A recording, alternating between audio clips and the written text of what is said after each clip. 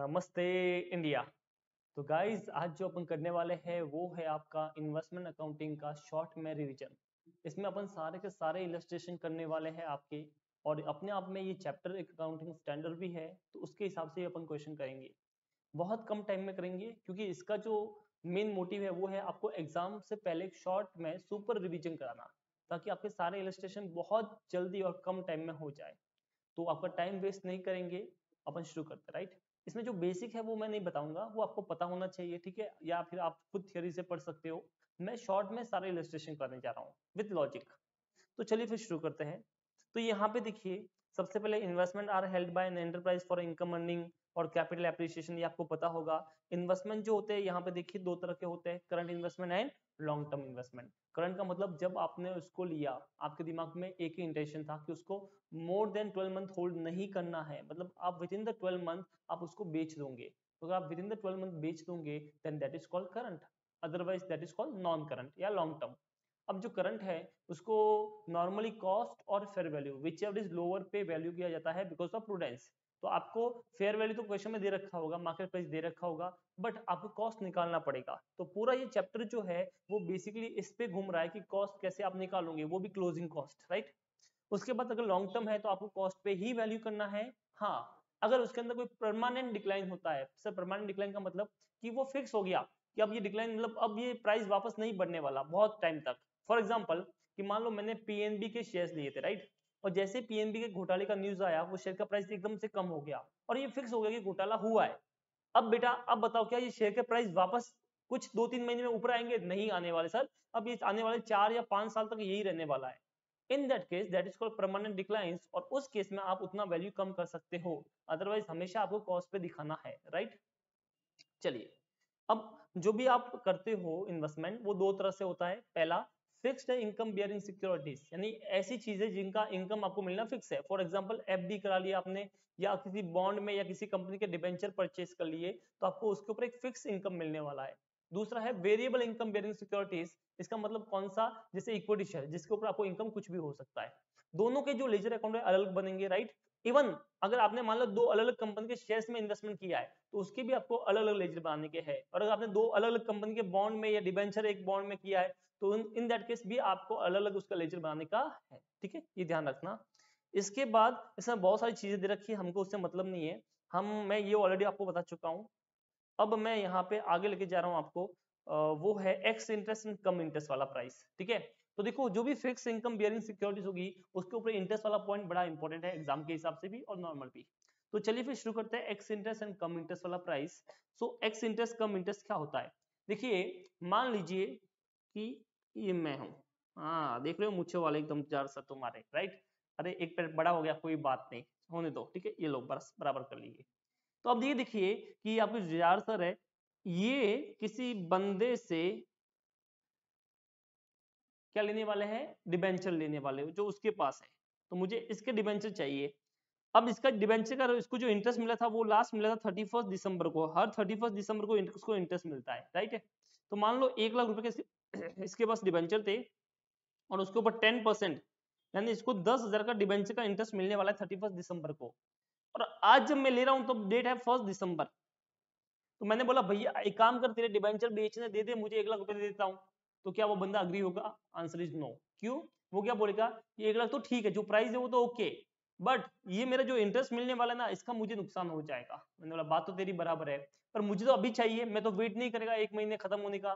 तो मैंने क्या बोला, एक काम कर, ये ऑब्वियसली जो 10 का इंटरेस्ट है ये मुझे मिलने वाला है, राइट, क्योंकि एट द एंड डिबेंचर मेरे पास होंगे 31 दिसंबर को, तो जिसके पास होता है कंपनी उसको देगी, तो ये मेरे पास होंगे। तो मैं उसको क्या बोला, एक काम कर, तूने कितने महीने अपने पास रखा है? तो बोला देखो लास्ट मुझे 31 दिसंबर को इंटरेस्ट मिला था, उसके बाद जैन से लेकर अभी नवंबर तक मैंने अपने पास रखे, मतलब 11 महीने। तो इस बंदे ने अपने पास 11 महीने क्या रखे हैं, डिबेंचर रखे हैं। तो मैंने क्या बोला, ठीक है 11 महीने रखे ना, तो तेरा 11 महीने का कितना इंटरेस्ट होता है? तो मैंने क्या बोला, 1 लाख इंटू 10% इंटू 11/12, इतना मैंने उसको बता दिया कि ये ले तेरा इतना इंटरेस्ट होता है, ये तू मेरे पास से एक्स्ट्रा ले ले। सो अगर आप देखोगे तो कितना होता है, देखिए जरा, डिवाइड बाय 12, 9167, इतना इसका इंटरेस्ट का पैसा होता है।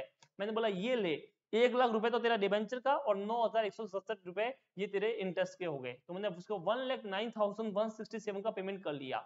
That is called come interest price. इसका क्या बोलूंगा? कम इंटरेस्ट प्राइस। क्यों सर? क्योंकि इसके अंदर इंटरेस्ट भी क्या है? इंक्लूड है। समझ में आया क्या आपको? तो जब भी आप विथ इंटरेस्ट पे करोगे तो उसे बोलते हैं कम इंटरेस्ट। क्या बोलते हैं? कम इंटरेस्ट। तो विदाउट इंटरेस्ट जो पेमेंट होता है, तो मतलब मेन कॉस्ट का जो पेमेंट है उसे बोलते हैं एक्स इंटरेस्ट। उसके अंदर इंटरेस्ट ऐड कर लो, then you will get the cum interest price. क्या मिलेगा अपने को? कम इंटरेस्ट प्राइस आपको मिलने वाला है, राइट। तो अपने को मान लो एग्जाम में क्वेश्चन में कम इंटरेस्ट दे रखा है पर अपने को एक्स इंटरेस्ट चाहिए। अब दूसरा क्वेश्चन, सर एक्स इंटरेस्ट क्यों चाहिए? क्योंकि बेटा जब भी मैं इन्वेस्टमेंट की एंट्री पास करता हूं ना, मैं इंटरेस्ट को सेपरेट लिखता हूं और कॉस्ट को अलग लिखता हूं।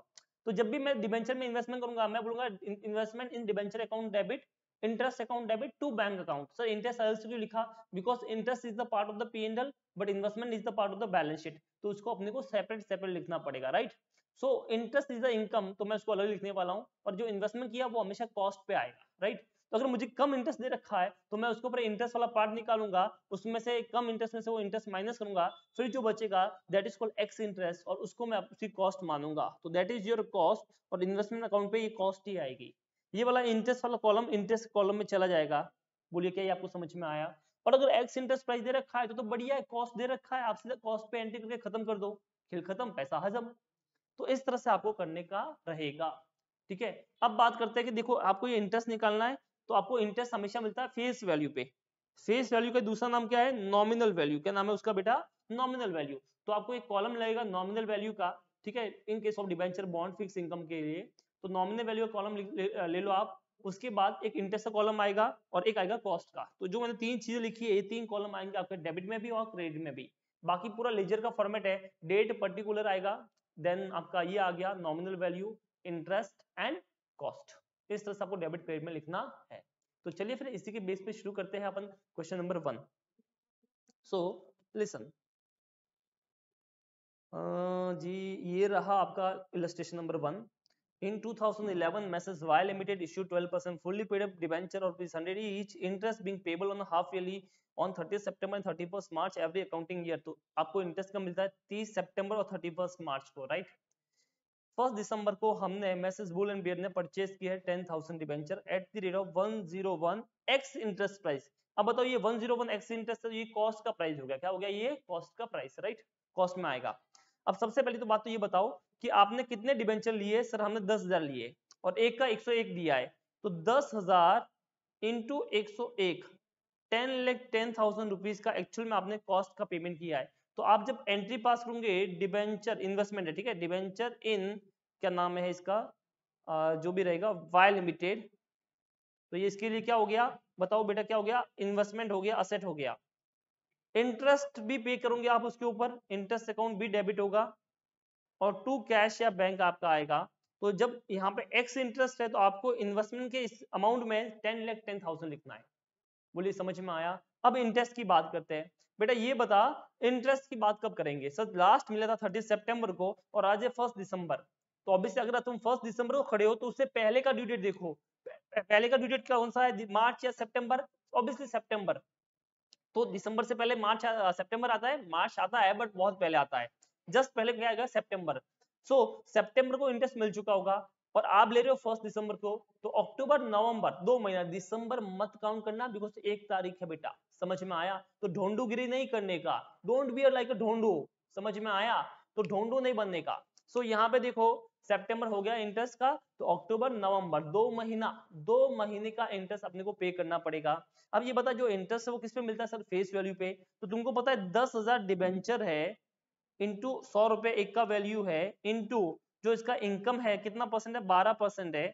सो ये 12% इंटू 2 डिवाइड बाई 12।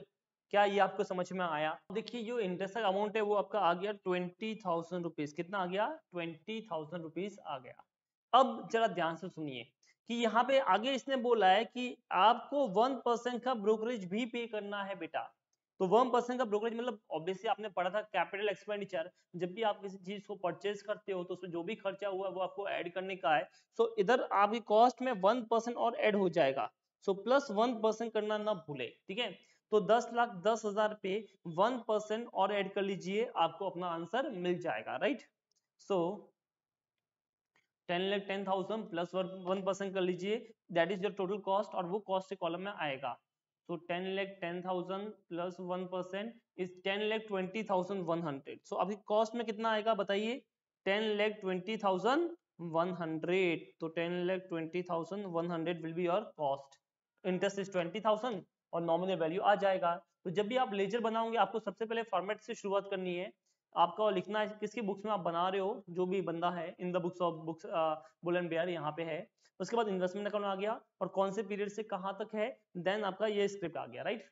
अब देखिए date particular nominal value interest and cost, date particular nominal value interest and cost. आपने 1 दिसंबर को किया है, क्या किया बेटा, इन्वेस्ट किया, तो 2 बैंक आ गया, 10 lakh nominal value, 20,000 interest cost जैसे अभी ऊपर निकाला, एंड कॉस्ट आपके अमाउंट में आएगा 10,20,100। सर ये 10,20,100 कैसे आया, फिर से समझाओ। तो ये देखो वर्किंग नोट आपको बनाने का इसका मार्क्स रहता है, तो याद से वर्किंग नोट जरूर बनाए, ठीक है। आपने आईसीआई की कभी भी वेरीफाइड कॉपी चेक की होगी, देखी होगी, तो पता होगा कि वर्किंग नोट के हिसाब से स्टेप के मार्क्स होते हैं। सो आपको ये बनाना कंपलसरी है। तो आपका पहला बन रहा है कॉस्ट का, जिसमें आपने कितने में परचेज किया, 10,000 इंटू 101। देन आपने ऐड किया इसमें brokerage, this will be your brokerage, और ये हमेशा एक्स इंटरेस्ट रहेगा, राइट। अगर कम इंटरेस्ट है तो इंटरेस्ट माइनस करो, फिर इधर लिखो, और ये ब्रोकरेज आ गया, और 10,20,100 आ गया। बोलिए क्या ये आपको समझ में आया, मैं भी निकाल के इधर बता चुका हूँ आपको। इसके बाद क्या हुआ जरा बताइए आगे कि सर 1 मार्च 2013 को फर्म ने डिबेंचर सोल्ड कर लिए 103 x interest price again paying brokerage 1% of x interest amount. तो यहाँ पे देखिए फिर आपने बेच दिया, बट उससे पहले ही बताओ क्या डेट वाइज चलना, कि अगर 1 दिसंबर को आपने परचेस किया है और 1 मार्च को बेचा है, तो हमेशा उससे पहले देखो कोई डेट और आ रहा है क्या, यस सर इंटरेस्ट का डेट आ रहा है, और वो डेट कौन सा है बेटा बता, 30 सितंबर हो चुका है, 31 मार्च, बट 31 मार्च से 1 मार्च से पहले आ रहा है, तो नहीं नहीं सर इधर तो इंटरेस्ट की बात आ ही नहीं रही है, तो फिर ठीक है, तो चिल मार। समझ में आया, हाँ अगर मान लो इंटरेस्ट जो होता वो 31 दिसंबर को होता तो डेफिनेटली अपने को इंटरेस्ट की बात करनी थी पहले, बट अब ऐसा नहीं है, तो हम डायरेक्ट सेलिंग पे जाएंगे।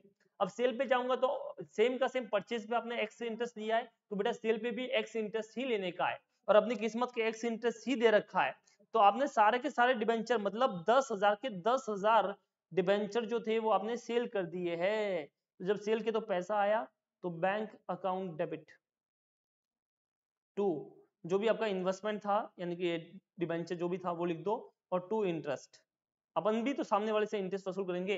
अब सर अपन क्यों वसूल करेंगे इंटरेस्ट, तो बेटा सुन, जब तुमने परचेज किया था तो सामने वाला जिद पे था कि मैंने इतने महीने अपने पास में रखा है तो मैं उसका इंटरेस्ट वसूल करेगा।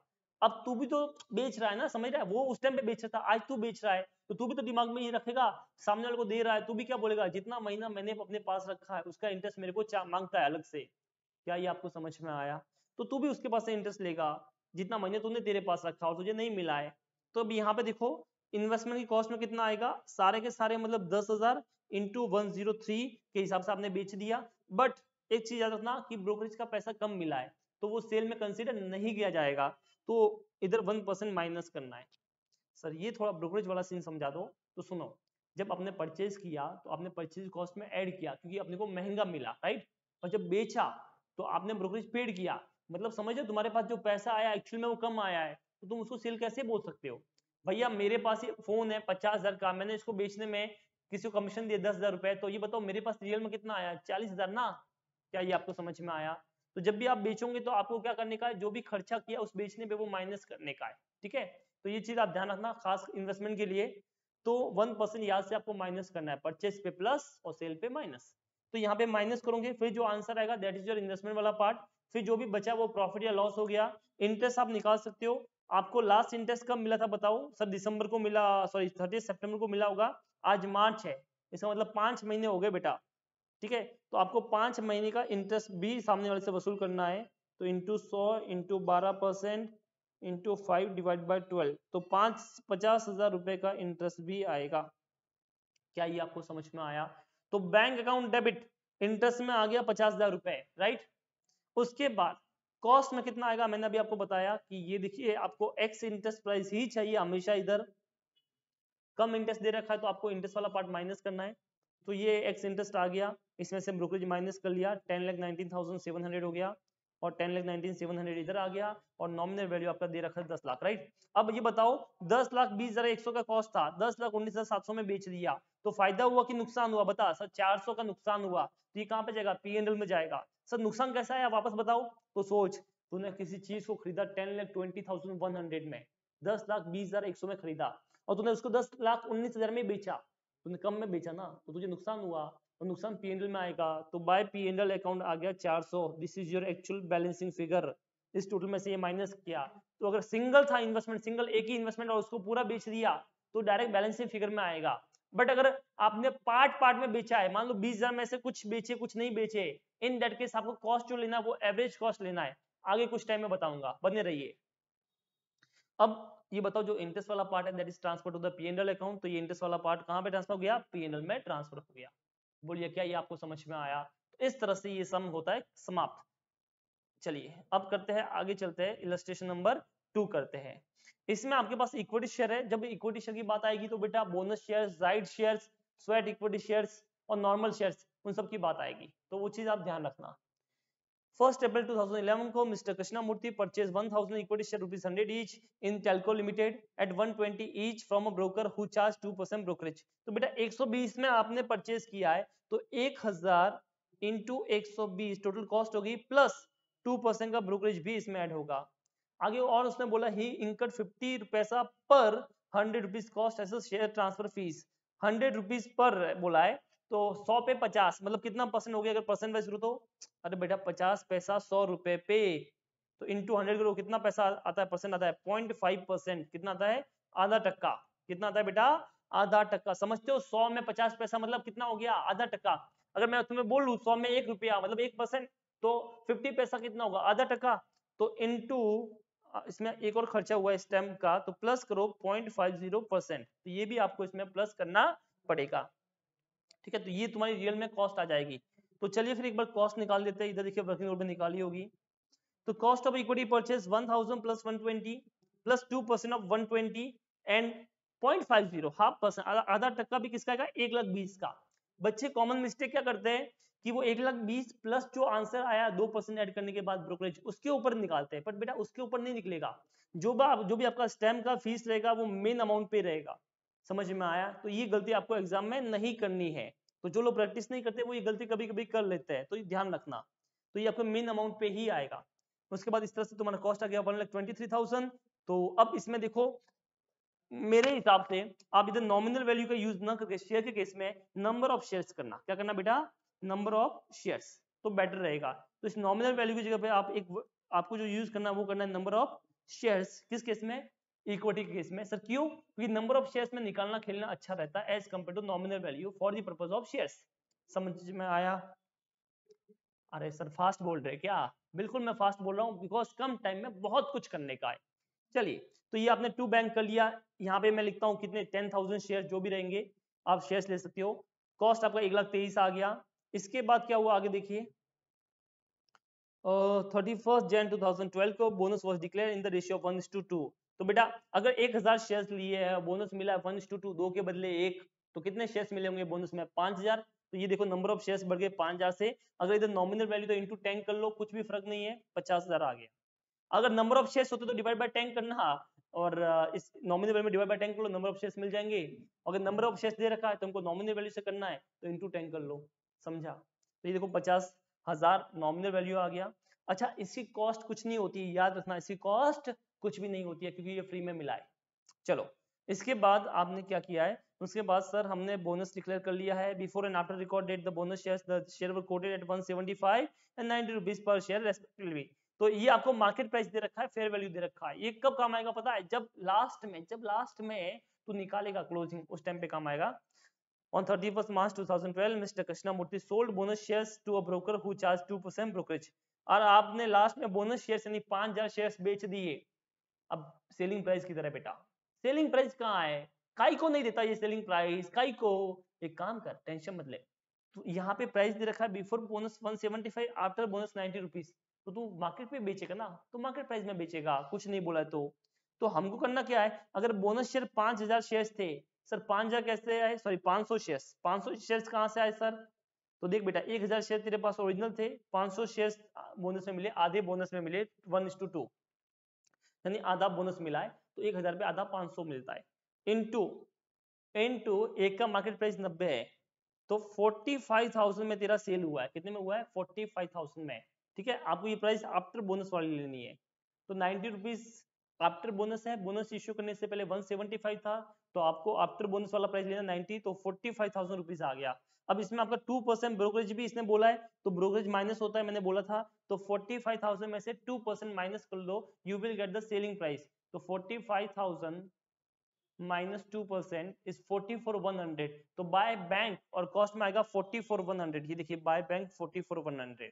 बट जब भी बेचूंगा, एक गोल्डन रूल सुन लो, अरे जिंदगी का सबसे बड़ा रूल बता रहा हूँ इन्वेस्टमेंट का, जब भी आप बेचोगे आपको हमेशा प्रॉफिट या लॉस को चेक करने का है, प्रॉफिट हुआ कि लॉस हुआ। जब भी बेचोगे तब या कसम खाओ कि मैं जब भी सेल की बात है कि मैं प्रॉफिट या लॉस चेक करेगा, तो यहाँ पे चेक करना कि प्रॉफिट हुआ कि लॉस हुआ।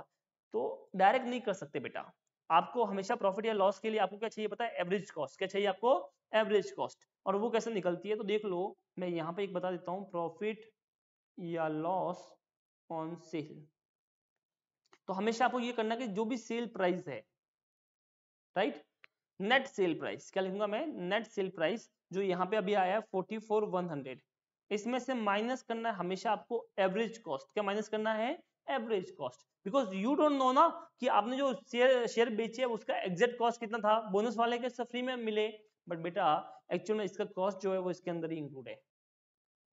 तो अभी 1,20,000 23,000 आपका आ गया है। तो अब देखिए यहाँ से लेस करना है आपको एवरेज कॉस्ट। क्या लेस करना है बेटा? Average cost. देखो 1,23,000 आपने पे किया है, उसके बदले आपको कितने शेयर्स मिले? सर 1000 पहले थे, 500 आ रहा है, मतलब 1500 शेयर्स आपको मिले हैं, इनटू आपने 500 शेयर्स बेचे, तो आपको उसकी कॉस्ट चाहिए। तो हमेशा जब भी, कसम खाओ, जब भी सेल होगा आपको एवरेज कॉस्ट निकालनी है, और एवरेज कॉस्ट हमेशा इसी तरह से निकालनी है। ठीक है, चलो तो बेटा बताओ किस तरह से आया तुम्हारे पास total? 1,23,000 divide by 1500 shares, into हमको चाहिए 500 शेयर्स का, so you will get the 41,000। तो बताओ 41,000 की चीज 44,100 में बेची, मतलब कितना ज्यादा आपने बेचा? 3,100। दिस 3,100 बिकम योर प्रॉफिट, और ये कहाँ पे आएगा? इन्वेस्टमेंट में आएगा, to P&L account. So this will your 2 P&L account 3,100, ये 44,100 आ गया। अब बचा हुआ तुम्हारा बैलेंस बचेगा। क्या बचेगा तुम्हारा? बैलेंस। तो ये देखो 1.5 लाख में से 50 का नॉमिनल वैल्यू खत्म हो गया, 1 लाख का बैलेंस आ गया। अगर आपने इसी जगह पे शेयर्स लिखे होते तो 1000 और 500 उधर होते, 1500 इधर, 500 कम हो गए, 1000 शेयर्स बच गए, राइट। अब ये बताओ आपका कॉस्ट कितना आया है? तो सर बैलेंसिंग फिगर तो आता है 82,000। अरे बेटा 1,23,000 का कॉस्ट उधर है, 3,100 इधर है, 44,100 इधर है कॉस्ट में, देखो तो लास्ट 82,000 का बचता है, राइट। अब आपको कंपेयर करना है, क्योंकि इन्वेस्टमेंट करंट है, तो कॉस्ट और fair value whichever is lower. तो ये बता, तेरा अभी मार्केट में प्राइस कितना? 90, और तेरे पास 1000 शेयर्स बचे, तो 1000 इंटू 90, तेरा फेयर वैल्यू मार्केट वैल्यू कितना हो गया? 90,000, बट कॉस्ट 82,000 आ रहा है, तो डेफिनेटली जो विच एवर लोअर 82,000 ही था, तो उस पर वैल्यू करना है, तो आपका बैलेंसिंग फिगर भी वही आ रहा है, तो ये खेल खत्म हो गया। बट अगर सपोज करना कि दिस विल बिकम 80, अगर इसका प्राइस 80 होता, तो इधर आंसर 80,000 आता, तो तू जो प्राइस वैल्यू करता है वो कितने पे करता है? 80,000 पे। तो ये सर 2000, ये डिफरेंस ये कहाँ पे आता? बेटा ये P&L में जाता है एज अ लॉस। समझ में आया? तो प्रोविजन आते हैं अपन, तो बाय P&L लिखते 2,000 रुपए, ठीक है, ये डिफरेंस आ गया तुम्हारा, और लास्ट में आ गया बाय बैलेंस कैरी डाउन 80,000 रुपए। अगर ऐसा होता तो ये होता, अदरवाइज अभी तो नॉर्मल है। चलो ये चीज यहाँ पे समझाई गई है, तो मैंने बता दिया आपको। अब चलते हैं इलस्ट्रेशन नंबर 3 की तरफ। देखिए आगे, mister x purchase 500 equal share ₹100 के हिसाब से in omega limited for 62,500 inclusive of the brokerage and stamp duty. वाह जी वाह, मुंह में लड्डू, स्टैम्प और ड्यूटी दोनों ऐड किया हुआ है, हमको वही चाहिए, तो कॉस्ट में सीधा लिख दो 62,500, और नॉमिनल वैल्यू आपका गया 50,000 रुपए। आप चाहो तो शेयर्स भी लिख सकते हो, तो शेयर्स में 500 शेयर्स लिखना। Some year later the company resolve to capitalise its P&L account and to issue the holder the equity share 1 equity share bonus issue कर रहा है बेटा। क्या बोनस कर रहा है? 1 equity share bonus share for every equity share held by them. एक के बदले एक, तो बेटा 500 शेयर के बदले 500 शेयर, तो नॉमिनल वैल्यू भी सेम हिसाब से आ जाएगा, 50 का 50, कॉस्ट में 0 आएगा, तो कॉस्ट में कुछ भी नहीं आएगा, तो ये हो गया। अब आपने क्या किया? इसको सेल कर दिया, अरे भैया वाह जी वाह। तो सेम सेम क्वेश्चन है बेटा, होमवर्क सम। आपने सेल किया तो 500 इंटू 90 में सेल किया तुम्हारा, तो ये 90 45 आ गया। अब आपको इसकी एवरेज कॉस्ट निकालनी पड़ेगी। तो आप क्या करोगे, 45,000 में से ये रहा, 45,000 में से आपने ये एवरेज कॉस्ट माइनस कर ली कि जो भी आपकी 62,500 की ये कॉस्ट थी, ये 1000 शेयर पे थी, तो इंटू 500 पे कितनी होगी, 31,250। दोनों का डिफरेंस इज गेन 13,250, ये गेन इधर आ गया। और लास्ट में बैलेंस निकाल दिया, मार्केट प्राइस से कंपेयर किया, कम कॉस्ट ही आ रहा है, आपने लिख दिया, खेल खत्म, पैसा हजम। बोल समझ में आया ये वाला? एज इट इज सेम सम है, सिर्फ नाम और ये चेंज किया है, इलस्ट्रेशन 3। अब चल रहे इलस्ट्रेशन नंबर 4 की तरफ। चलिए फिर शुरू करते हैं illustration 4। On 1st April 2011, Mr. T. Shekharan purchased 5,000 equity share ₹100 each in V Limited at ₹120 each from a broker who charged 2% brokerage. तो अब देखिए 1 अप्रैल को आपने टी शेखरन से परचेज किए हैं 5,000 इक्विटी शेयर 100 रुपए वाले इन वी लिमिटेड, ठीक है। तो टी शेखरन तुम्हारा बंदा है जिसकी बुक्स में एंट्री होगी, और आपने परचेज की है वी लिमिटेड के शेयर्स, 5,000 शेयर्स की है, राइट। और 5,000 शेयर्स की है बेटा, और 120 में की है, और उसके ऊपर ब्रोकरेज भी है। और इसके बाद ही इनकम 50 पैसा पर एज अ ट्रांसफर फीस। तो ये तो हम ऑलरेडी कर चुके हैं, तो मैं डायरेक्ट आपको बता रहा हूँ, सेम चीज है। ये कॉस्ट आ गया, ये ब्रोकरेज आ गई, और ये आधे पैसा का मतलब 0.50% का ये और आ गया स्टाम्प पेपर का फीस, टोटल ये कॉस्ट हो गई, ठीक है। सेम इलस्ट्रेशन 2 जैसा ही है। ये 16,15,000 आ गया, ये नॉमिनल वैल्यू आ गया। You can use also the number of shares, okay, कोई टेंशन मत लेना। उसके बाद कंपनी ने बेटा बोनस डिक्लेयर किया है 1:2, सेम का सेम टाइप का सम चल रहा है। तो आपने बोनस इशू किया है, तो ये आ गया, बोनस आ गया। देन आपने शेखरन ने बोनस शेयर सेल कर दिए, तो ये बोनस शेयर जो थे आपके सेल हो गए, ठीक है। कॉस्ट कैसे निकाली आपको पता होनी चाहिए, मैं ऑलरेडी बता चुका हूँ कि जो मार्केट में प्राइस था उतने में सेल किया होगा, उसमें से ब्रोकरेज माइनस कर लो, यू विल गेट 2,22,500, राइट। अब आपको 2,22,500 में से एवरेज कॉस्ट माइनस करनी है, जितना भी कॉस्ट हुआ डिवाइड बाय जितने भी टोटल शेयर्स है इनटू जो बोनस शेयर सेल किए वो कर लो, तो आपको मिलेगा ये, और ये प्रॉफिट हो गया, और प्रॉफिट आपने लिख दिया। और जैसा सम अपन ने किया था सेम एज इट इज है, तो it is also your homework sum. तो आप दो देखो, अगर आप एग्जाम से एक दिन पहले ये वीडियो देख रहे हो बेटा, तो तुमको कौन से क्वेश्चन करने चाहिए, तो आप चाहो तो जो इलस्ट्रेशन 1 था वो कर लो, 2 3 को आप छोड़ सकते हो, आप डायरेक्ट मेरे हिसाब से ये इलस्ट्रेशन नंबर 4 का कर लो। तो अगर आप डायरेक्ट 4 भी देखते हो तो भी चलेगा, समझ में आया ये वाला? या फिर अगर आपने 2 देख लिया तो 3 एंड 4 को छोड़ देना, देख के क्वेश्चन पढ़ के, सेम है, छोड़ो। अब आगे चलते हैं। हाँ, अब कुछ नई बात आएगी, अब बात आएगी बोनस के बाद आएगी राइट शेयर की। किसकी बात आएगी? राइट शेयर की। आपने ऑलरेडी एक चैप्टर देख चुके हो राइट शेयर वाला, नहीं देखा तो मेरा वीडियो अवेलेबल होगा, आप सर्च मारिए bonus share right share by C Jujhar Singh, आपको मिल जाएगा। अब सुनो मेरी बात, राइट शेयर में होता क्या है कि चाहे तो आप खुद शेयर ले सकते हैं, या अपना राइट किसी और को ट्रांसफर कर सकते हो। कुछ लोग ऐसा भी करते हैं, खुद भी लेते हैं और राइट भी ट्रांसफर करते हैं। तो जितना आपने राइट ट्रांसफर किया है उससे अपन किसी से कुछ पैसा लेंगे, और ये जो पैसा हुआ ये अपनी इनकम हुआ, तो ये इनकम आएगी पीएनएल में। तो एंट्री होती है bank account debit to sale of right, और sale of right to PNL. तो नेट एंट्री का सेल ऑफ राइट काट दिया, तो बैंक टू पीएनएल हुई। तो अगर ये बैंक टू पीएनएल है तो क्या इस इन्वेस्टमेंट में आएगा? Answer is no. आपको सिर्फ वर्किंग नोट में दिखाना है, राइट। हाँ, बट अगर आपने राइट शेयर लिए तो बेटा आएगा, क्योंकि आपने शेयर लिए, और शेयर ली तो इन्वेस्टमेंट बढ़ गया, कम हो गया, तो बढ़ गया ना आपका। तो आपको ये लिखना पड़ेगा, समझ में आया? तो चलिए फिर शुरू करते हैं illustration number 5। On 1st April 2011, Rajat has 50,000 equity share of P Limited, book value 15 rupees per share। ये आपके पास ओपनिंग शेयर है, तो to balance brought down, 50,000 equity share into 15 करो तो वैल्यू मिल गया। तो ये देखिए to balance brought down 15,000 share into 15 किया, 7.5 लाख रुपए आ गए ओपनिंग में। इसके बाद आपने 10,000 शेयर और परचेज किए 16 रुपए के हिसाब से, यहाँ पे कुछ भी ब्रोकरेज वगैरह है नहीं, तो आप क्या करो, सीधा 10,000 शेयर्स नंबर में आ गए, 10,000 इंटू 16 करो, 1,60,000 का ये कॉस्ट आ गया। ये लो टू बैंक 1,60,000 आ गया, राइट। इसके बाद आपको बोनस मिला है 6 के बदले 1, तो आपके पास अभी कितने शेयर्स हो गए बेटा? बता बता बता, 60,000 शेयर। तो 6 के बदले 1, तो 60 पे 10 का बोनस आ गया।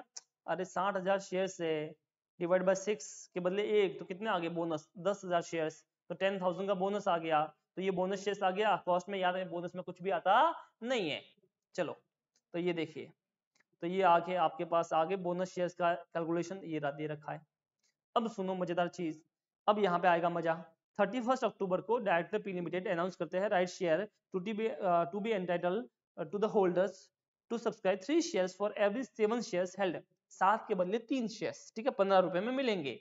चाहे तो पूरा लो, चाहे तो राइट आधा लो, जो करना है तुम करो। इस बंदे ने क्या किया, राइट शेयर का 1/3 हिस्सा बेच दिया उमंग को, किसी को भी बेचो क्या फर्क पड़ता है, 2 रुपए के हिसाब से, और बाकी उसने खुद ले लिए। अब ये कैलकुलेशन मैं एक बार समझा देता हूं, तुम देख लो। सबसे पहले तो ये निकालो कितने राइट शेयर इश्यू होंगे, पहले वो निकालते हैं। तो नंबर ऑफ राइट शेयर मतलब कितने इसके पास हक है लेने का, कितना लिया वो बात की बात है, पहले ये निकालो कितने number of right share issue होंगे इसको। तो इसके पास 50,000 प्लस 10 प्लस 10 70,000 शेयर है आज की डेट में, 70,000 शेयर है, और 7 के बदले 3 का राइट है। इसका मतलब टोटल मिला के 30,000 शेयर इसको इश्यू हो सकते हैं राइट के, राइट। अब 30,000 में से इसने 1/3 ले लिया कि ट्रांसफर किया किसी को, तो इसका 1/3 इसने ट्रांसफर किया, मतलब 10,000 शेयर इसने बेच दिए किसी और को। हालांकि यहाँ पे सेलिंग प्राइस नहीं लिया जाता, जो राइट का पैसा है वो लिया जाता है, वो 2 रुपया है। तो ये 10,000 शेयर इंटू 2 रुपया, 20,000 रुपए इसको जो मिले हैं, ये इसके P&L में जाएगा। कहाँ पे जाएगा बेटा, प्रॉफिट एंड लॉस में, राइट। मैं आपको दिखा देता हूँ यहाँ पे किया होगा इन लोगों ने, ये रहा, ये राइट शेयर आगे 30,000 shares into 1/3 into 2 rupees 20,000 to be credited to statement of P&L। तो इस 30,000 का यहाँ पे कहीं पे भी आपको वर्किंग नहीं मिलेगा। क्या ये आपको समझ में आया, कि ये P&L अकाउंट नहीं है ना। चलो, बट जो आपने रेस्ट यानी 1/3, अरे बेटा पूरा मान ले एक था, एक में से 1/3 तुमने सामने वाले को दे दिया, तो कितना बचता है, 2/3 बचता है। अगर ये समझ में नहीं तो परसेंट वाइज समझ, 1/3 का मतलब होता है 33.33%। अगर वो आपने किसी और को दे दिया तो तुमने कितना लिया, 66.6666 ऐसा परसेंट, बराबर है। तो इसका मतलब आपने 30,000 में से 10,000 तो किसी और को दे दिए, तो 20,000 आपने लिए, तो 20,000 शेयर्स लिए इनटू कितना प्राइस है तुम्हारा एक राइट का, 15 रुपए। तो 20,000 15 से एंट्री पास कर लो, जो नॉर्मल एंट्री होती है टू बैंक।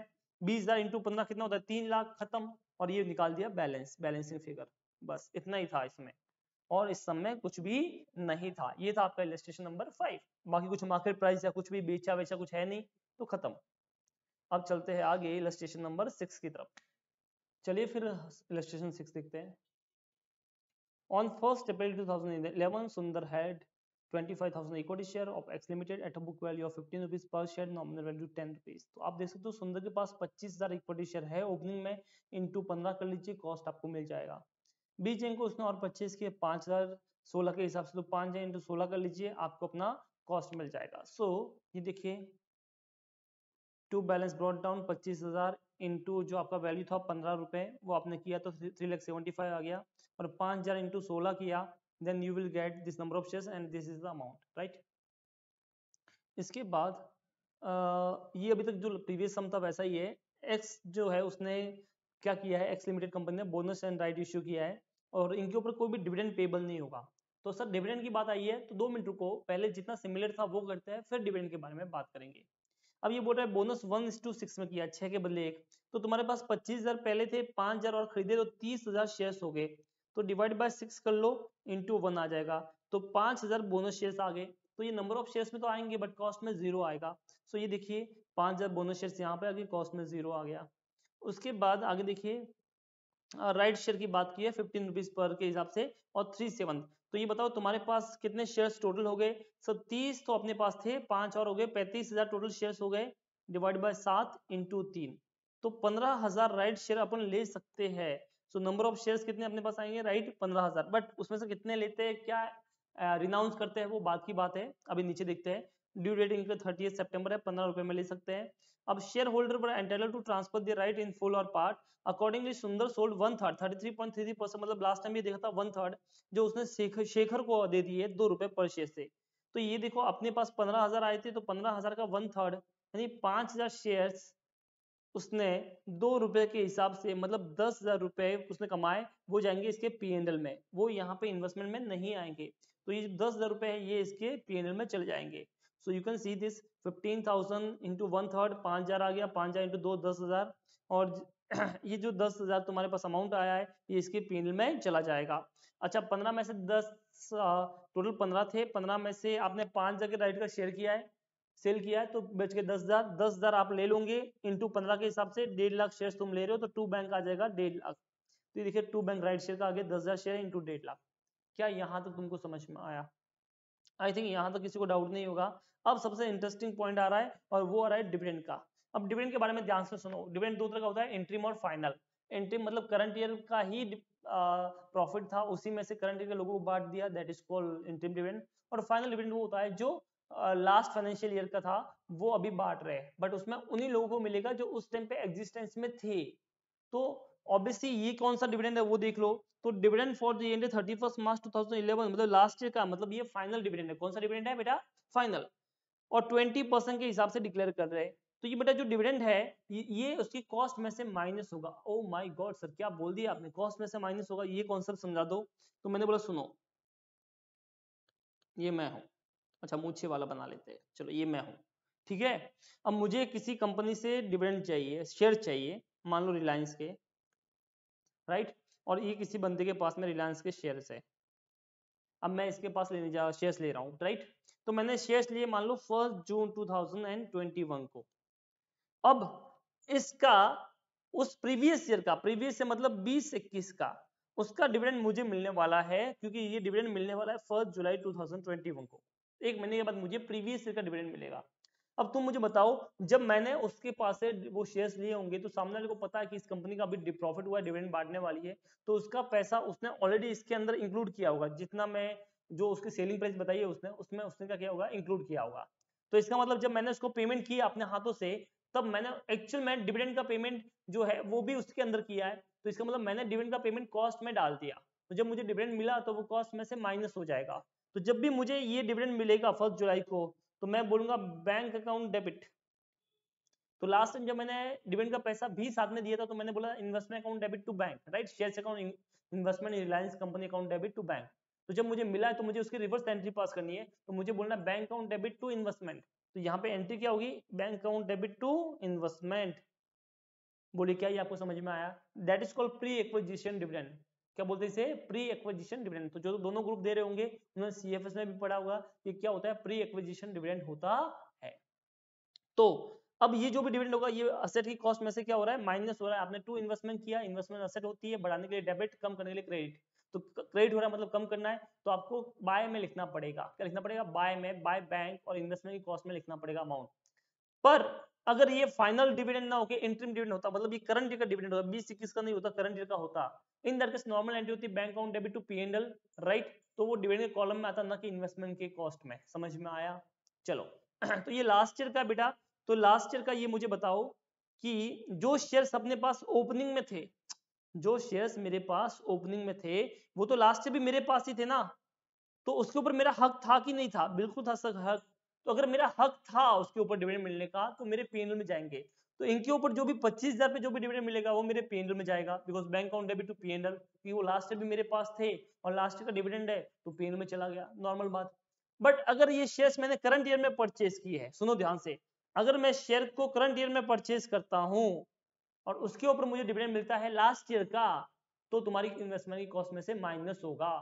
करंट ईयर में शेयर परचेज किए, डिविडेंड मिला लास्ट ईयर का, तो इन्वेस्टमेंट कॉस्ट में से क्या होगा, माइनस होगा। तो ये बताओ 5,000 शेयर से अपने पास जो अपन ने परचेज किए है, इसका जो फेस वैल्यू है एक का, वो कितना है वो देख लीजिए। तो इनका एक का फेस वैल्यू है 10 रुपया। तो 5,000 इंटू 10 यानी 50,000 का कैपिटल हो गया, इंटू 20% यानी 10,000 रुपए डिविडेंड का मिलने वाला है। इसके लिए मुझे एंट्री पास करनी पड़ेगी, bank account debit to investment 10,000 रुपया। तो ये 10,000 जो है ये इधर इन्वेस्टमेंट कॉस्ट में से माइनस होगा। और सर जो 25,000 है उसके ऊपर जो मिलेगा वो, तो 25,000 पे जो भी आपका पैसा होता है, कैपिटल होता है 2.5 लाख, 2.5 लाख पे 20% 50,000 रुपए, वो पीएनएल में आ जाएगा। कहाँ पे आएगा? पीएनएल में। तो यहाँ पे हालांकि कॉलम नहीं है तो आप एक और कॉलम एक्स्ट्रा बना सकते थे डिविडेंड का, और वहां पे चला जाता। तो ये 50,000 रुपए जो है ये नॉर्मल डिविडेंड में आपका पीएनएल में चला जाएगा। तो उसके लिए आपकी एंट्री होगी bank account debit to dividend, ये देखो। और डिविडेंड ट्रांसफर कहाँ पे होगा? पीएनएल में। तो ये देखो पीएनएल में इसने ट्रांसफर कर लिया डिविडेंड। क्या ये आपको समझ में आया? और जो तुमने राइट का रिनाउंस किया था उसका भी पैसा इसने ट्रांसफर कर दिया है, ठीक है। और ये प्रॉफिट आ गया सेल पे। सेल अभी करना बाकी है, मैं बता रहा हूँ, ठीक है। चलो अब देखो आपने ये कॉस्ट माइनस कर ली। अब क्या बोलता है, dividend of share acquired him on 20 June 2011 are to be adjusted in the cost of purchase. लो उसने भी बोल दिया, आपने को बोल दिया कि जो परचेज किया था वो तो कॉस्ट ऑफ द असेट में से माइनस होगा, और हमको तो पता ही है, सर ने अभी सिखाया है तो कोई टेंशन है नहीं। अब ये बोल रहा है कि 15 नवंबर को आपने 25,000 शेयर बेच दिए प्रीमियम 5 रुपए पे। तो आपने 25,000 शेयर बेच दिए बेटा, तो 25,000 इंटू 15 कितना होता है? 3,75,000। ठीक है, ये तुम्हारा बैंक में आ गया। अब आपने बेचा है तो आपको एवरेज कॉस्ट निकालनी पड़ेगी, प्रॉफिट या लॉस। तो ये देखिए सेल प्रोसेस 3,75,000 है। अब एवरेज कॉस्ट कैसे निकालना है इस केस में, वो देख लो कि आपने सेल यहाँ पे किया, राइट, आपने सेल यहाँ पे किया इधर, तो इससे पहले का सारा कॉस्ट ले लो, तो दिस इज योर कॉस्ट। ठीक है, यहाँ से लेकर यहाँ तक का कॉस्ट है। ठीक है, ये तो अभी आना भी बाकी है, तो अभी आएगा। तो आपका कॉस्ट कितना 3,75,000 अपने ओपनिंग का कॉस्ट था, जो आपने परचेज किया उसका 80 था, और जो राइट शेयर है उसका 1.5 लाख था, बट उसमें से 10,000 माइनस कर लो, तो जो बचेगा वो एक्चुअल में इतने शेयर्स का है। तो इनटू जो आप बेच रहे हो 25,000 शेयर बेच रहे हो, तो उसके लिए कितना होगा, तो जैसे अभी तक निकालता है वैसे ही करना है। 3,75,000 plus 80 plus 1,50 minus 10 divide by 45,000 का है, इंटू 25 का कितना हुआ, ये एवरेज कॉस्ट आ गया तुम्हारा, ये माइनस किया, ये प्रॉफिट आ गया, ये प्रॉफिट हुआ तो 2 P&L आएगा, so that is your 2 P&L। ये आ गया आपका, बोलिए समझ में आया ये वाला। और फाइनली तुम्हारा जो बैलेंस है, क्लोजिंग बैलेंस, बैलेंसिंग फिगर में वो निकल जाएगा। यहाँ पे कुछ भी मार्केट प्राइस तो है नहीं, तो बस जो आएगा वो बैलेंसिंग फिगर तुम्हारा होगा cost, this is your balancing figure. और ये सम हो गया खत्म। तो इस सम में समझने लायक चीज क्या थी, ये सब चीजें तो हम ऑलरेडी पहले बहुत पढ़ चुके हैं, राइट, जो मैं टिक कर रहा हूँ वो वाली, सिर्फ एक डिविडेंड वाला पॉइंट था जो इसमें समझना था। और उसके बाद तो जो सेल किया, तो एवरेज कॉस्ट तो आपको पता ही है कैसे निकालते हो। तो जब भी आप सेल करोगे उस टाइम पे तुमको करना क्या है, सेल करो उस टाइम पे आपको रुकने का है, उसमें जो भी टू साइड का कॉस्ट है उसमें से बाय साइड का जो कॉस्ट है वो माइनस करने का है, divide by number of shares total two और बाय के में से नेट करके लिखने का है, इनटू जो भी तुम्हारा सेलिंग ऑफ शेयर्स है वो कर लो, you will get average cost, selling price minus average cost, profit या लॉस जो भी होगा वो आ जाएगा, प्रॉफिट हुआ तो 2 में, लॉस हो तो बाय में, और ये बाद में बैलेंस आ गया, राइट। इस तरह से ये इलस्ट्रेशन भी खत्म होता है। अब आपके सामने इलस्ट्रेशन 7, पर बेटा ये सेम इलस्ट्रेशन है जैसा 6 था, तो ये पूरा का पूरा आपका सेम है, ये सेम डिविडेंड भी यहाँ पे दिया जा रहा है, तो सेम टाइप का सम है, ये आपका होमवर्क रहेगा, तो सेम सम आप कर सकते हो होमवर्क में, ठीक है। चलिए, अब इलस्ट्रेशन 8 जो है उसमें भी क्या, अगर आप ध्यान से देखोगे तो ये भी सेम टाइप का सम है, बस यहाँ पे ब्रोकरेज दे रखी है, तो ये तो अपने ऑलरेडी पहले भी किया है, ब्रोकरेज के लिए तो उसमें ऐड प्लस माइनस हो जाएगा, सेल में माइनस, परचेज में प्लस। सो देखिए 5,000 इक्विटी शेयर आपने परचेज किया अलायंस के 105 में, और ये कम डिविडेंड है, क्या है ये, कम डिविडेंड, मतलब इसके ऊपर जब भी डिविडेंड मिलेगा तो आपको इन्वेस्टमेंट कॉस्ट में से माइनस करना है। On 50th May 2011, 11 declared and paid 2% dividend for 31st March 2011, और बाद में उसने डिविडेंड पे किया है। तो बेटा जो भी 2% पे किया है, यानी 5,000 इंटू 100, 5 लाख का 2% 10,000 हो गया, और वो आपकी बाय में आ जाएगा। सो ये देखिए टू बैंक आपने इतना परचेज किया है, ये आ गया आपका 5,000 इंटू 105, और लास्ट में बोला ब्रोकरेज भी पे करते हो, सो ये देखिए 5,000 इंटू 105, 5,25,000 प्लस ब्रोकरेज 2% नीचे दे रखा है वो ऐड कर लिया, टोटल ये हो गया, तो 5,35,000 500 इधर आ गया। अब इसके ऊपर डिविडेंड मिला है बेटा, तो डिविडेंड मिला है तो ऑब्वियसली 5,000 शेयर्स है 100 रुपए वाले इंटू 2%, तो कितना आ गया 10,000, और ये करंट डे के परचेज पे मिला है, करंट डे का purchase but dividend last year का है, देखो 31st मार्च 2011 का डिविडेंड है, ये क्लियरली दे रखा है फॉर द ईयर 31st मार्च 2011। तो ये 2% जो है वो लास्ट ईयर का तो इन्वेस्टमेंट कॉस्ट में से माइनस होगा, तो bank account debit to investment आएगा, तो ये देखो बाय बैंक में 10,000 इन्वेस्टमेंट कॉस्ट में से माइनस हो गया। उसके बाद इसने बोनस इशू किया 1:12 के हिसाब, सॉरी यहाँ पे आ गए, ये बोनस इशू किया 1:5 के हिसाब से, तो अब 5,000 पे 1:5 मतलब 1,000 का बोनस आ गया, कॉस्ट 0 आएगा। इसके बाद आपने राइट शेयर किया 1:12 के हिसाब से, तो अब तुम्हारे पास 5 और 6 12 6,000 शेयर्स हो गए, तो 6,000 शेयर्स डिवाइड बाय 12 इंटू 1, तो 500 शेयर्स आपके पास आते हैं टोटल मिला के। 500 शेयर्स का आधा हाफ आपने क्या किया है, लिया है, और हाफ आपने एंटाइटलमेंट किया है, तो हाफ अगर आपने लिया है तो 250 शेयर्स आपने लिए हैं इंटू 45 के हिसाब से इधर आ जाएगा। सो ये देखिए 250 शेयर्स लिए इंटू 45 किया, ये राइट शेयर का आ गया, और जो एंटाइटलमेंट किया वो पीएनएल में चला जाएगा। तो ये देखिए 500 शेयर्स इसका आधा आपने लिया है, और जो 5 रुपए के हिसाब से आपने किया है वो उसके पीएनएल में ट्रांसफर किया है, राइट। इसके बाद आगे देखिए ये राइट का हो गया, कंपनी डिक्लेयर इंटरिम डिविडेंड 1%, ओ हो मजेदार चीज, कंपनी ने 30 नवंबर को इंटरिम डिविडेंड दिया बेटा, तो जितने शेयर्स इंटरिम डिविडेंड पे थे सब पे मिलेगा, एक्सेप्ट अगर क्वेश्चन में बोल रखा कि बोनस पे या राइट पे नहीं देना है, तो बोला है तो अदरवाइज तुमको सब देना है, ठीक है। तो यहाँ पे देखो 1% देना है, कुछ भी नहीं बोला है कि इसके ऊपर है नहीं है, तो ये देखिए आगे कुछ बोला है, ध्यान से पढ़िए, ध्यान से पढ़ो इस क्वेश्चन को, क्या बोला है इसने, इसने बोला कि भैया सुनो, राइट शेयर पर नॉट एंटाइटल्ड टू डिविडेंड, तो ये इंटरिम डिविडेंड राइट शेयर पे नहीं मिलेगा, बाकी सब पे मिलने वाला है, राइट। चलिए, तो कितने शेयर्स अपने पास थे वो देखो सर, 5000 शेयर ये थे और 1000 ये हो गए, 6000 शेयर हो गए अपने पास। 6000 शेयर से अपने पास टोटल मिला के 6000 शेयर्स इंटू 100 रुपया इंटू 1% का डिविडेंड, तो बेटा कितना होता है 6000 रुपए। तो bank account debit to dividend हो जाएगा, डिविडेंड टू पी&ल, तो ये देखिए बैंक टू डिविडेंड हो गया 6000। समझ में आया? तो डिविडेंड का कॉलम बना हुआ है तो उसमें डाल दो 6000, ना कि कॉस्ट के कॉलम में, ये ध्यान रखना। इसके बाद आपका खत्म हो गया। अब 3000 सेल कर रहा है बेटा, तो 3000 सेल करेगा तो बाय बैंक 3000 शेयर्स का जाएगा। अब सेलिंग प्राइस आपको दे रखा है 95, तो 3000 इंटू 95 कर लो, this will be your bank. But इसमें आपको ब्रोकरेज भी माइनस करना है, तो बाइंग एंड सेलिंग पे 2% करा तो 2% का ब्रोकरेज भी माइनस कर लो। सो ये देखिए मैं दिखा देता हूँ वर्किंग यहाँ पे आपको, ये रहा सी, ये तो बोनस का हो गया, ये कॉस्ट ऑफ होल्डिंग आ गया, ये नहीं, ये रहा 3000 इंटू 95 आ गया, 2% का ब्रोकरेज लेस किया, ये रहा।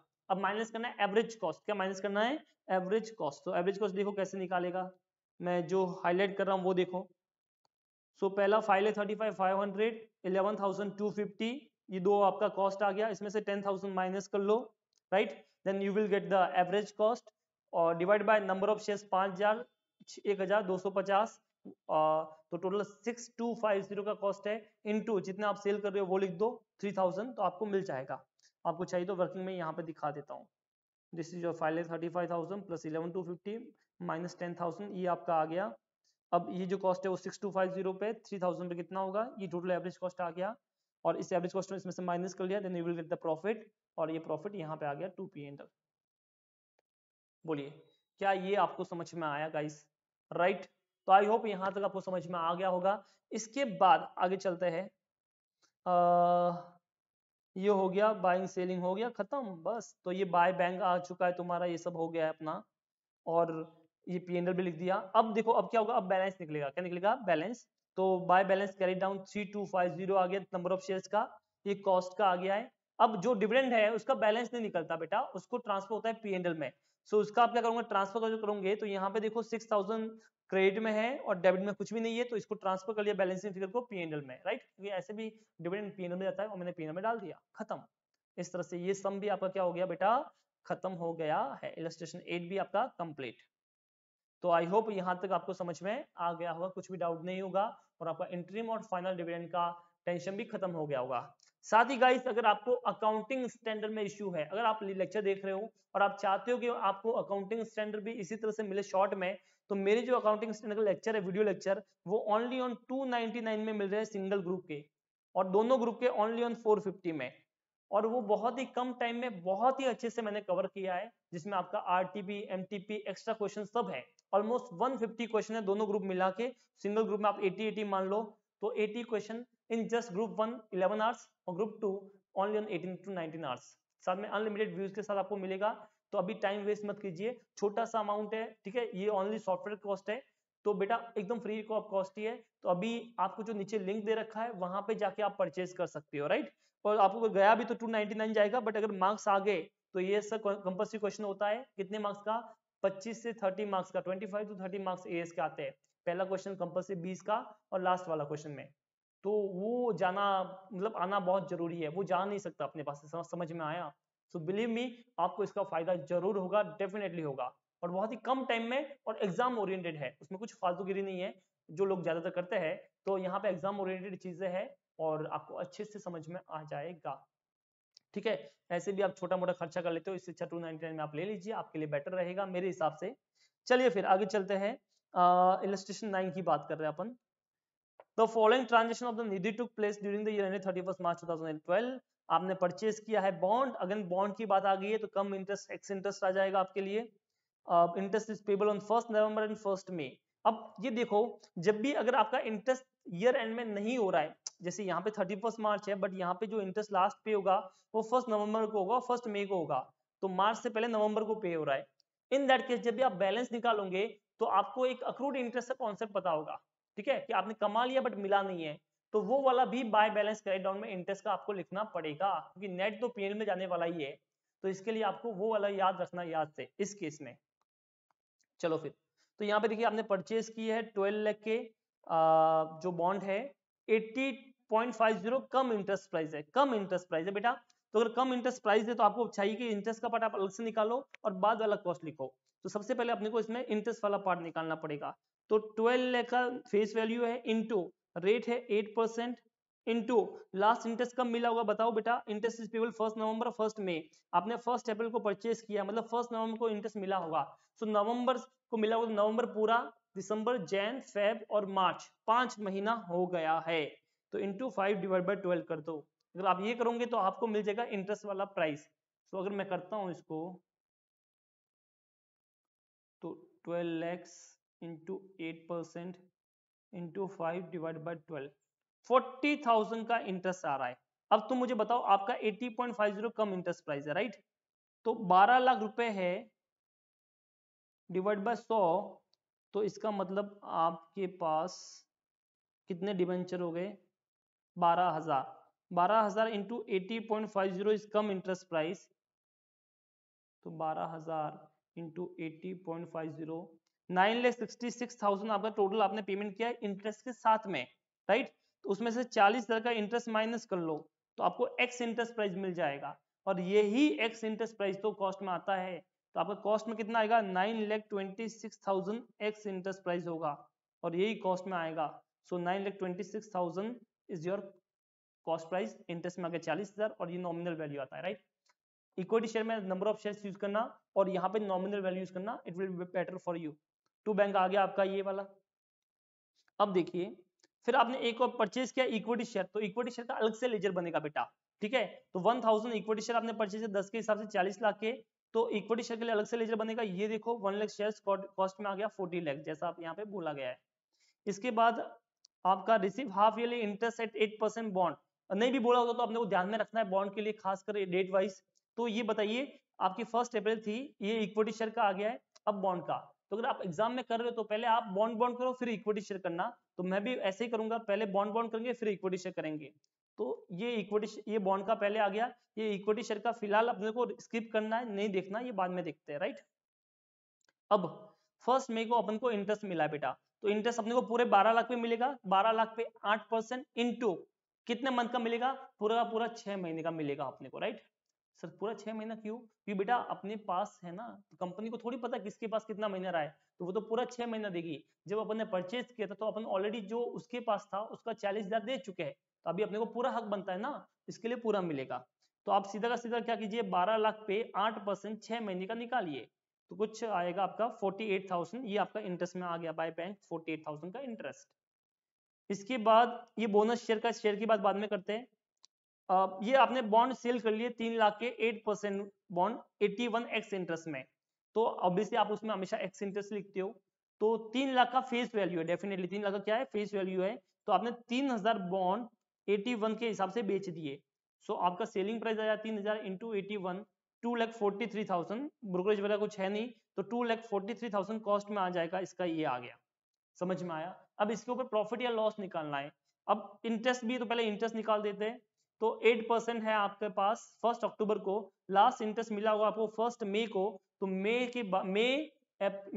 जून जुलाई अगस्त सितंबर, ठीक है। तो इस तरह से मई जून जुलाई अगस्त और सितंबर, राइट। अक्टूबर मत काउंट करना, फर्स्ट डेट है, तो 5 महीने का इंटरेस्ट तुमको मिलेगा। तो 3 lakh into 8% into 5 divide by 12, 10,000 का इंटरेस्ट मिलने वाला है। ये 10,000 का इंटरेस्ट इधर आ गया और ये नॉमिनल वैल्यू आ गया। अब अपने सेल की तो प्रॉफिट या लॉस चाहिए, तो अपने को एवरेज कॉस्ट निकालना पड़ेगा।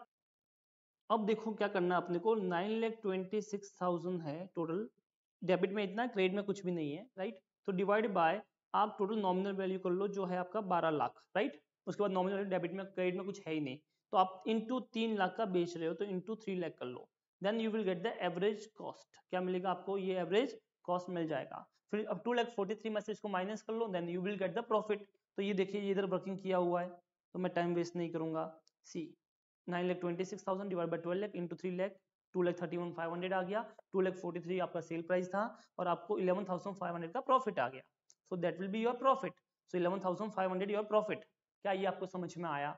इसके अलावा आगे क्या हुआ है वो देख लो। उसके बाद receive half yearly bond interest बेटा। अब आपको इंटरेस्ट बॉन्ड पे रिसीव हुआ है 1 नवंबर को, तो जितने बॉन्ड बचे उस पे मिलेगा ना। तो 12 में से 3 के तो बेच दिए, तो अपने पास बचे कितने सर 9 लाख के।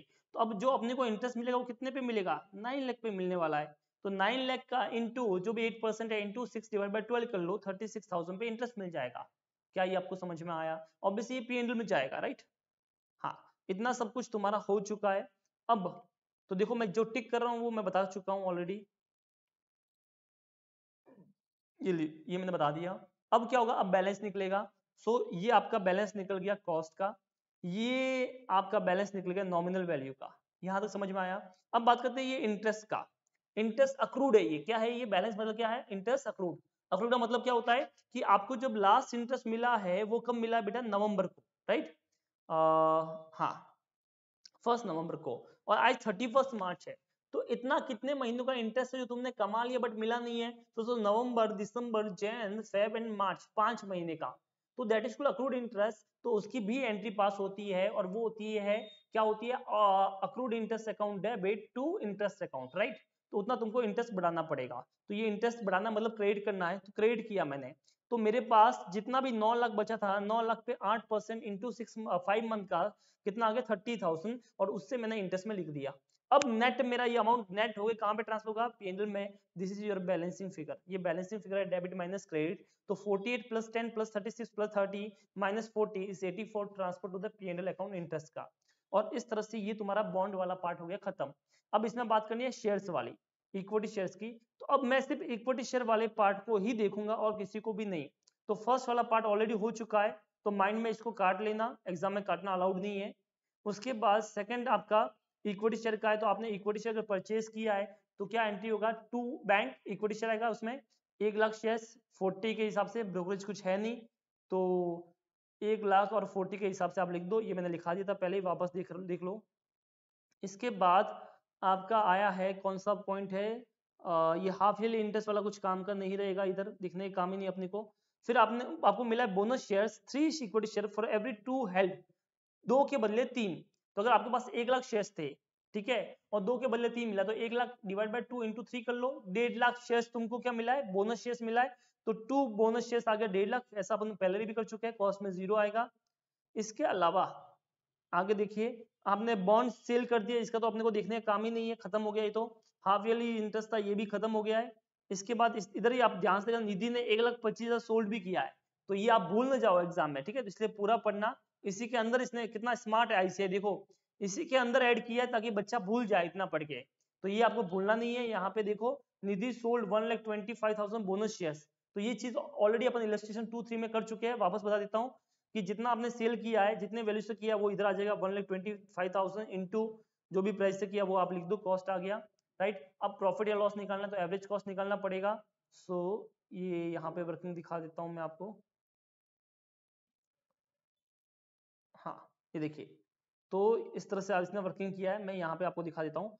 40 लाख डिवाइड बाय 2.5 लाख के शेयर से, तो 40 लाख डिवाइड बाय 2,50,000 इंटू 1,25,000 कर लो, you will get the average cost. और उसमें से आप माइनस कर लो, तो एवरेज कॉस्ट अपने को मिलेगा 20,000। 20,000 25 में से माइनस किया, 5 का प्रॉफिट हो गया, दिस इज योर प्रॉफिट, ये आ गया यहाँ पे। इसके अलावा यहाँ पे आगे क्या है, इंटरिम डिविडेंड मिला है बेटा, इंटरिम डिविडेंड, तो इंक्लूडिंग बोनस जितने भी शेयर सब पे मिलेगा। तो ये बताओ तेरे पास कितने शेयर्स थे, 2.5 लाख, 2.5 लाख में से 1,25,000 चले गए, तो 1,25,000 बच गया। तो 1,25,000 शेयर्स थे तेरे पास, इनटू कितना परसेंट है वो देख लो, फेस वैल्यू 10 है, 18% का इंटरिम डिविडेंड है। सब पे मिलेगा, सब पे मिलेगा, सबको मिलेगा। तो यहाँ पे देखो तुम्हारे पास जो शेयर्स है, एक का फेस वैल्यू जो है वो 10 रुपए है।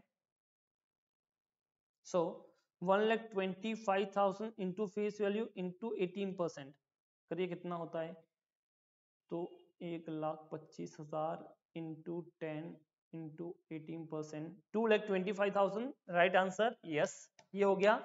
और बस खत्म हो गया। अब बैलेंस निकाल दो, बाय बैलेंस कैरी डाउन, ये शेयर्स का गया, ये कॉस्ट का गया, मार्केट प्राइस तो है ही नहीं, और जो डिविडेंड है वो कहाँ पे ट्रांसफर होता है, P&L में, तो ये बैलेंसिंग फिगर है, P&L में ट्रांसफर हो गया। तो ये अभी तक जितने सम किए उनका 2 मर्ज दे रखा है, बॉन्ड भी है और ये भी है। इस समय समझने वाली चीज क्या थी एग्जाम में, एग्जाम के हिसाब से, कि सर ये अक्रूड इंटरेस्ट वाला पॉइंट, ये ध्यान रखना बस, बाकी सब तुम ऑलरेडी पढ़ चुके हो, तुमको आता है, ठीक है। तो अगर ये अक्रूड इंटरेस्ट वाला पॉइंट तुम्हारे दिमाग में क्लिक होना ही चाहिए, यही जो आपको गलत कराएगा एग्जाम में, तो ये पॉइंट को आपको भूलने का नहीं है। This is your illustration 9। अब सेम वैसे इलस्ट्रेशन 10 भी है आपका, जिसमें आपके पास बॉन्ड भी है एंड आपके पास इक्विटी शेयर्स भी है। इक्विटी शेयर में हर चीज है, इंटरिम डिविडेंड, फाइनल डिविडेंड जितना आपने कर चुके हैं, तो हर चीज यहाँ पे है। तो बस ये लास्ट इलस्ट्रेशन था, फिर सेम का सेम टाइप का है, तो आप कर सकते हो। ये सारे आपके होमवर्क हो गए। अब गाइस इसमें आपको सिर्फ क्या क्या चीज ध्यान रखनी है वो बता देता हूँ, ठीक है। पहले आपको ध्यान में रखनी है कि बोनस शेयर्स में आपको कॉस्ट नहीं लिखने का है, तो बोनस शेयर्स में आपको कॉस्ट नहीं लिखने का है, राइट। दूसरा चीज, आपको राइट शेयर में सिर्फ जितना उसने लिया है ना टेकन वाला उतना ही लेना है, ना कि पूरा। जो एंटाइटलमेंट करता है उसको पीएल में ट्रांसफर करना है, उसका वर्किंग नोट भी दिखाने का है, और बाकी सारे वर्किंग नोट तो दिखाना ही है, बट ये ध्यान रखना। इसके अलावा आपको ध्यान रखना है डिविडेंड वाले पॉइंट का, ठीक है। डिविडेंड में क्यों सर, इंटरिम और फाइनल डिविडेंड। फाइनल डिविडेंड यानी कि आपकी कॉस्ट में से माइनस होगा, फाइनल डिविडेंड क्या होता है, कॉस्ट में से लेस होगा, राइट। तो आपको ध्यान रखना है कॉस्ट में से तभी लेस होगा जब आपने उस शेयर को करंट ईयर में परचेज किया है। अगर वो शेयर आपके पास लास्ट ईयर था तो मत करना माइनस, करंट ईयर में परचेज किया तो ही लेस होगा, ये चीज ध्यान रखना। बट इंटरिम डिविडेंड है तो बेटा कॉस्ट में से लेस करना ही नहीं है, इंटरिम डिविडेंड हमेशा पीएल में जाएगा, तो वो छोड़ो, ठीक है। और लास्ट में आपको अक्रूड इंटरेस्ट वाला पॉइंट भी ध्यान रखना है, including the x interest and come interest वाला पॉइंट। तो आपको इसके ऊपर मेन फोकस करना है। बाकी ये चैप्टर बेटा 8-10 मार्क का एग्जाम में आता है, आई होप आप पूरे अच्छे से कर लोगे। तुमको ये लास्ट वाले क्वेश्चन का प्रैक्टिस जरूर करना है, आपको ओरली नहीं देखना है जैसा मैंने देखा है, ऐसा नहीं करना है, बिकॉज अपने पास टाइम कम था, आपके पास काफी है। तो आपको इलस्ट्रेशन 9, 10 और 11 आई थिंक प्रैक्टिस करना चाहिए, हाथ से करना चाहिए, एटलीस्ट एक तो कर ही देना, 10 या 11 even before the exam. Before the exam तुमको एक बार तो प्रैक्टिस करना ही है, ज्यादा टाइम नहीं जाएगा, 15-20 मिनट में हो जाएगा। तो आपको एग्जाम से एक दिन पहले प्रैक्टिस करना है, एग्जाम वाले दिन पे तो आपको सिर्फ ओरली देखना है, बस बाकी कुछ है नहीं। बाकी इसमें रिक्लासिफिकेशन है, अगर आप करंट से नॉन करंट पे जा रहे हो या नॉन करंट से करंट पे जा रहे हो तो आपके पास तीन चीजें होगी, कॉस्ट होगा, फेयर वैल्यू होगी और कैरिंग अमाउंट होगा, ठीक है। तो अगर आप करंट से नॉन करंट पे जा रहे हो तो आपको कॉस्ट और fair value whichever is lower पे करना है, और नॉन करंट से करंट पे जा रहे हो तो cost and carrying amount which ever is lower पे करना है। तो इनडायरेक्टली आपको हु इज द लोअर उस पे ही करना है। तो दिमाग में शॉर्टकट फंडा अपनाना, जो भी कम वैल्यू होगा उस पे तुमको वैल्यू करना है, तो इस तरह से आप कर सकते हो। बाकी सब प्रैक्टिकल क्वेश्चन दे रखे हैं, ठीक है। बाकी सेम चीज को मैंने अकाउंटिंग स्टैंडर्ड के लेक्चर में भी कवर किया है, जो है AS 13। तो जब मैंने अकाउंटिंग स्टैंडर्ड लेक्चर बनाए थे तो उसके अंदर मैंने AS 3 वाला पार्ट भी बनाया AS के हिसाब से, और AS 13 वाला पार्ट भी बनाया AS के हिसाब से। तो अगर बड़ा क्वेश्चन आया तो इसमें से इस तरह से करना है, बट अगर AS वाला क्वेश्चन आया तो वो अकाउंटिंग स्टैंडर्ड में समझाया गया है, तो आप वो दे सकते हो। इट्स जस्ट ओनली 299 बेटा, 299 is not a big amount, समझ में आया। 25 या 30 मार्क्स इंपॉर्टेंट है या 299 इंपॉर्टेंट है, तो वेट मत कीजिए, अभी जाइए और परचेज कीजिए, ठीक है गाइस। चलिए फिर मिलते हैं किसी और शॉर्ट वीडियो में। और एक चीज मुझे याद से बताइए, कमेंट कीजिए, अगर आपको अच्छा लगा ना बेटा तो कमेंट जरूर करना, क्योंकि यही तो चीज है जो हमको मिलती है, ठीक है। तो इसके ऊपर कमेंट जरूर करना अगर आपको समझ में आया है तो गाइस। चलिए फिर मिलते हैं किसी और वीडियो में, तब तक के लिए अलविदा।